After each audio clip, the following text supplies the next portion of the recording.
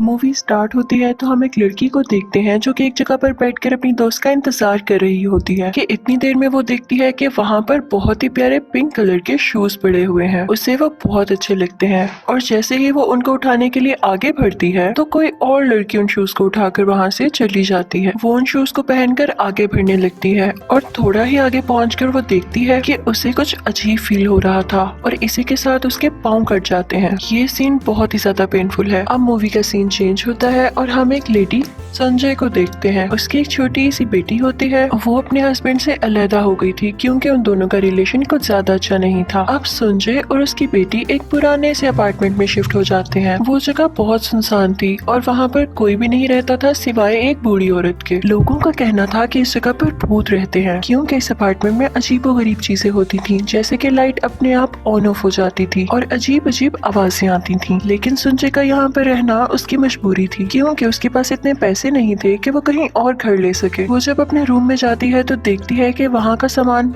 काफी खराब है और वहाँ पे सब चीजों को रिपेयर होने की जरूरत है। सुंजी सोचती है कि मैं देर ना करते हुए खुद ही रिपेयरिंग स्टार्ट कर दूं। तो वो एक बल्ब को ठीक करने लगती है, लेकिन तभी बल्ब में ब्लास्ट होता है और एक चिंगारी उसकी आंख में लग जाती है। फिर वो अपने एक दोस्त के पास जाती है जो कि डॉक्टर थी और यहाँ हमें पता चलता है कि संजय खुद भी एक डॉक्टर है और उसका क्लिनिक अभी बन रहा है, यानी अंडर कंस्ट्रक्शन है। फिर हम देखते हैं कि संजय स्टेशन पर घर जाने के लिए वेट कर रही होती है और उसे वही सेम शूज नजर आते हैं। वो पिंक शूज देखने में बहुत प्यारे थे। संजय इधर उधर देखती है कि क्या इन शूज का मालिक तो नहीं खड़ा, वरना मैं ये उसे लौटा दूं। लेकिन देखने पर उसे कोई भी नजर नहीं आता तो वो शूज उठाकर अपने साथ घर ले आती है। घर आकर जब वो शूज पहनती है तो उसे बहुत अजीब लगने लगता है और वो कुछ विजन्स देखने लगती है कि एक लड़की इन शूज को पहनकर डांस कर रही होती है। उसका डांस बहुत ही अच्छा था और साइड पर खड़ी एक और लड़की उसको देखकर काफी जेलस हो रही थी। संजय को लगता है कि शायद वो थकी हुई है इसलिए उसे इस तरह के विजन्स आ रहे हैं, तो वो इस बात को इग्नोर कर देती है और तभी उसकी बेटी वहाँ पर आती है। वो कहती है कि मॉम मुझे भी ये शूज ट्राई करने दें, कितने प्यारे हैं। तो उसकी मॉम उसे मना कर देती है कि नहीं, बिल्कुल भी नहीं। अगले दिन संजय अपनी बेटी को स्कूल छोड़ने के बाद उस जगह पर जाती है जहाँ पर उसका क्लिनिक बन रहा था और वहाँ पे उसे एक लड़का मिलता है जो कि कंस्ट्रक्शन का सारा काम चेक कर रहा था। संजय उसे कहती है कि तुम सारा दिन यहाँ पर काम करते हो तो आज रात हमारे घर डिनर पर आना। और दूसरी तरफ हम देखते हैं कि संजय की बेटी अपने मॉम के घर ना होने की वजह से उन शूज को पहनकर ट्राई करती है। वो शूज उसके साइज से बहुत बड़े थे, लेकिन यहाँ पर एक अजीब बात हमें ये देखने को मिलती है कि वो शूज बिल्कुल उसके साइज के हो जाते हैं और फिर उससे भी वही विजन्स आने लगते हैं। अब हम देखते हैं कि वो लड़का जब संजय के घर डिनर पर आता है तो संजय की बेटी बहुत गुस्सा होती है और कहती है कि ये कौन है और अब मेरे बाबा के साथ क्यों नहीं रहती, आपका उनसे क्या मसला है। तो संजय को काफी गुस्सा आ जाता है और वो उसे वहाँ से जाने के लिए कहती है। अपनी बेटी के जाने के बाद वो उस लड़के को बताती है कि मेरे हस्बैंड के साथ सेपरेशन हो गई है। इसी दौरान उस लड़के की भी नजर उन पिंक शूज पर पड़ती है। लड़का होने के बावजूद उसे वो शूज बहुत अट्रैक्ट करते हैं। अब हम देखते हैं कि संजय को नींद में भी वो विजन्स आने लगे थे। उसे ख्वाब में एक कपल नजर आता है जिसने ब्राइडल ड्रेस पहना होता है और फिर वो कभी अपनी बेटी को देखती थी जो कि बिल्डिंग से जंप लगा रही होती थी और जैसे ही रोकने के लिए वो उसे पकड़ती उसके पाँव कट जाते थे। संजय इन विजन से बहुत परेशान होती है। अब उसे यकीन हो चुका था कि इन शूज के साथ कोई ना कोई चीज जरूर जुड़ी हुई है, तो अब जब भी उसकी बेटी उन शूज को ट्राई करने लगती तो वो उसे मना कर देती थी। और फिर हम संजय की उसी डॉक्टर दोस्त को देखते हैं। वो उसके घर आती है और जैसे ही उसकी नजर उन शूज पर पड़ती है तो वो भी उन शूज को देखकर मेस्मराइज हो जाती है,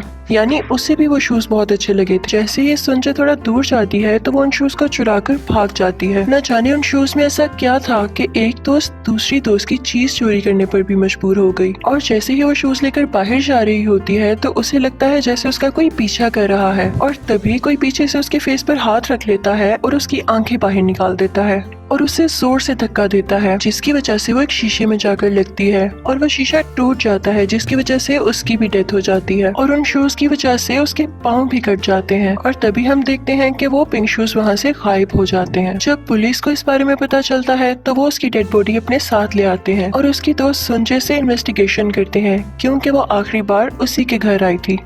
पुलिस इसको मर्डर केस समझ रही थी और संजय जब वहाँ जाकर देखती है तो वहाँ पर कुछ पिक्चर्स होती हैं जिसे देखकर उसे पता चलता है कि इस तरह से तो पहले भी बहुत सारी लड़कियों की डेथ हो चुकी है। ये सब देखकर उसे कुछ समझ नहीं आता कि ये क्या हो रहा है, तो वो घबराते हुए अपने घर आ जाती है। और जब अपनी बेटी के पास जाती है तो देखती है कि उसके पास वही पिंक शूज हैं। वो बहुत हैरान होती है क्योंकि ये शूज तो उसकी दोस्त ले गई थी, तो अब ये यहाँ कैसे आए। वो गुस्से से अपनी बेटी के पास जाती है और वो शूज लेकर डस्टबिन में फेंक देती है क्योंकि अब वो नहीं चाहती थी कि इन शूज की वजह से, जो कि सिर्फ उसको पसंद है, किसी की भी जान जाए। लेकिन जब वो वापस रूम में आती है तो देखती कि उसकी बेटी ने वही शूज पहने हुए हैं। ये देखकर वो काफी ज्यादा डर जाती है और इसी वक्त ही उसकी बेटी के पाँव से खून आने लगता है। ये देखने पर सुंजय बेहोश हो जाती है और जब उसकी आंख खुलती है तो वो देखती है कि वो और उसकी बेटी एक हॉस्पिटल में है और वो देखती है कि उसके हाथ में वही पिंक शूज है। वहाँ पे वो लड़का भी था जो उसके क्लिनिक पर काम करवा रहा था। वो उसे ऊपर टेरिस पर ले जाता है और उसे बताता है कि मुझे 60 साल पुरानी एक पिक्चर मिली है जिसमें एक लड़की ने सेम ऐसे शूज पकड़े हुए हैं। सुंजय इन शूज के बारे में अब और जानना चाहती थी, तो वो उस लड़के के साथ इन शूज के बारे में पता करने चली जाती है। वो सोचती है कि उसके अपार्टमेंट में जो बूढ़ी औरत रहती है शायद उसे कुछ इन पुराने शूज के बारे में पता हो, क्योंकि जब उस बूढ़ी औरत ने उसके हाथ में वो पिंक शूज देखे थे तो उसने उससे कहा था कि इसको फेंक दो, और ऐसे लगता था जैसे उन शूज से उसको डर लग रहा है। अब वो दोनों उस बूढ़ी औरत के पास जाते हैं। वो दोनों उससे पूछने लगते हैं लेकिन वो काफी डरी हुई होती है और कुछ भी नहीं बताती। वो दोनों उससे रिक्वेस्ट करते हैं तो वो कुछ बोलना स्टार्ट होती है। वो बताती है कि जब वो यंग थी तो वो एक लड़की ओकी के घर काम किया करती थी। वो लड़की डांसर थी। वो एक लड़की से नफरत किया करती थी क्योंकि वो उससे बहुत जेलस फील करती थी। उस लड़की का नाम गायको था और उसका दोस्त उसका बहुत ख्याल रखा करता था। यही वजह थी कि ओकी उससे जेलस थी। एक दिन उस लड़के ने गायको को वही पिंक शूज गिफ्ट किए, जिसे देखकर उस डांसर के दिल में भी ये बात आई कि उसे भी वैसे ही शूज चाहिए और उसने गायको के फ्रेंड को अपने जाल में फंसाना शुरू कर दिया और वो उसकी बातों में भी आ गया। लेकिन एक दिन गायको ने उन दोनों को एक साथ देख लिया, जिसके बाद वो वहाँ से चली गई। लेकिन उसका दोस्त उसके पीछे उसे मनाने आया और जब डांसर ने ये देखा तो भी उसे बहुत गुस्सा आया कि ये अभी भी उसी से प्यार करता है, और उसने गुस्से में गायको को मार दिया और उसके दोनों पाँवों को भी काट दिया और फिर उन पिंक शूज को पकड़कर जोर जोर से हंसने लगी। और गायको का दोस्त भी उसके साथ शामिल था। उस दिन ये ओल्ड लेडी भी वहीं पर थी और सब कुछ देख रही थी, लेकिन ये दोनों नहीं जानते थे कि वो भी वहाँ पर है। और फिर हम उस डांसर को और गायको के दोस्त को ब्राइडल ड्रेस में देखते हैं, यानी वो दोनों शादी कर रहे थे और उस डांसर ने वही पिंक शूज पहने हुए थे कि तभी गायको की सोल वहाँ पर आती है और उन दोनों को मार देती है। और अब वो यही करना चाहती थी कि जो भी उसके पिंक शूज को हाथ लगाएगा वो उसे जिंदा नहीं छोड़ेगी। संजय काफी डर जाती है और फिर उसकी डेड बॉडी ढूंढने लगती है। अब जैसे ही उसे उसकी बॉडी मिलती है वो उसके शूज उसके साथ एक कफिन में रख देती है। ये सब करने के बाद वो काफी रिलैक्स होती है कि हो सकता है कि गायको अब हमें तंग ना करे, क्योंकि अब हमने तो उसके पिंक शूज भी वापस कर दिए हैं।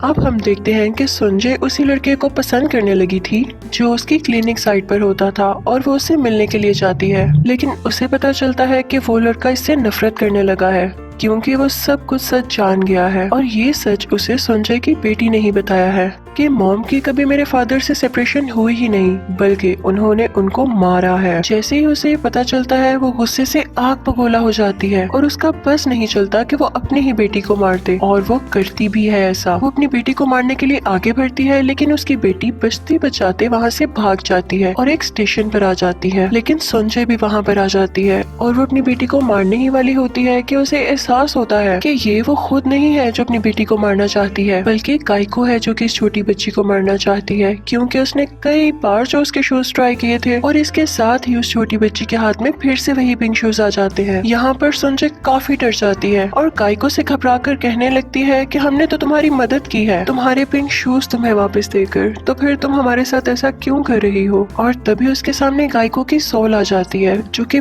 बहुत ज्यादा खौफनाक थी। वो उसे बताती है कि तुम में ओकी है, यानी तुम पहले ओकी हुआ करती थी, वही डांसर, और इसीलिए ही वो पूरी औरत भी उससे डरा करती थी। और गायको से बताती है कि तुम ही हो जिसने अपने हस्बैंड, अपनी दोस्त और उस लड़के को मारा, और अब तुम ही अपनी बेटी को मारने जा रही हो। यानी ये गायको नहीं थी बल्कि वही डांसर थी जिसकी जेलसी इतनी बढ़ गई थी कि अब वो लोगों को मारने पर उतर आई थी। और इसी के साथ मूवी एंड हो जाती है। Thank you for watching.